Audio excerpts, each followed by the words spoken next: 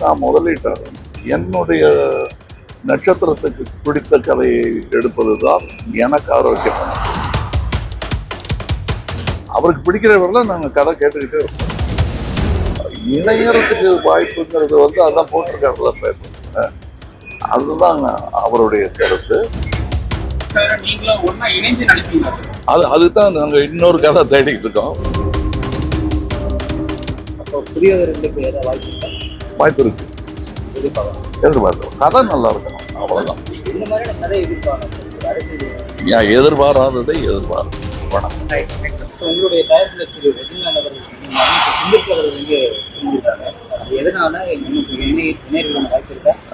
அதாவது இணையறதுக்கு வாய்ப்புங்கிறது அதான் போட்டிருக்காருல பேப்பர்.